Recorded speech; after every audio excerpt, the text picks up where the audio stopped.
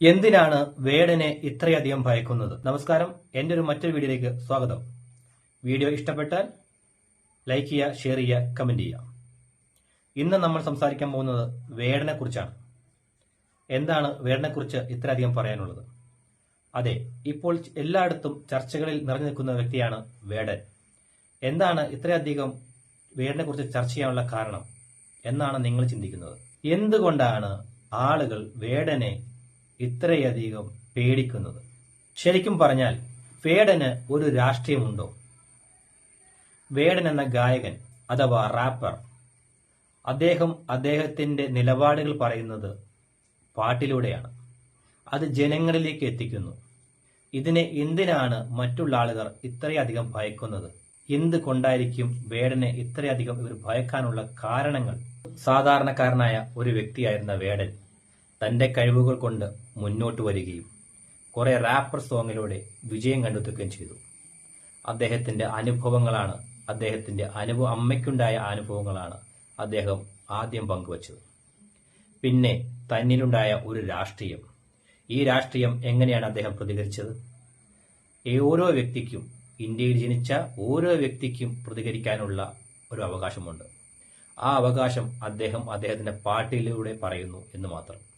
പക്ഷേ ഈ നാട്ടിലെ രാഷ്ട്രീയ പാർട്ടികളും മറ്റു ആളുകളും അതിനെ വല്ലാണ്ട് ഭയക്കുന്നു. എന്തിനാണ്? അത്രയധികം പേടിക്കേണ്ട ആവശ്യമുണ്ടോ? വേടന്റെ ഈ ഒരു പാട്ട് കൊണ്ട് മാത്രം ജനങ്ങളുടെ മനസ്സ് മാറി അവരുടെ തീരുമാനങ്ങൾ മാറ്റുമെന്നാണോ ഇവർ ചിന്തിക്കുന്നത്? ഇങ്ങനെയുള്ള പേടി കൊണ്ടാണോ ഇവർ വേടനെതിരെ ഇങ്ങനെ പ്രതികരിക്കുന്നത്?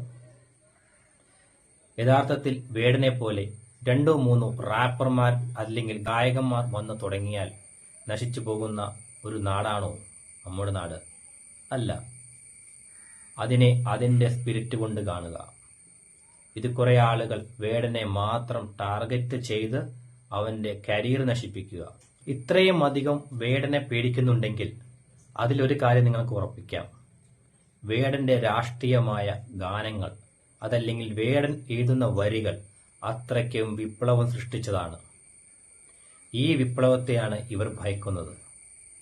ഈ ഭയം നാളെ അവർക്കെതിരായി തീരുമോ എന്നുള്ള ഒരു പേടിയിലാണ് ഇവർ ഇത്രയധികം വേടനെ വേട്ടയാടുന്നത്.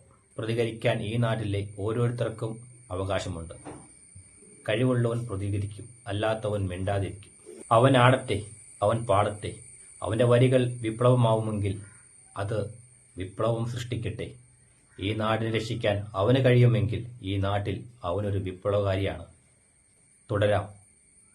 നമുക്ക് വേടന്റെ 2ാം ഭാഗവുമായി കാണാം.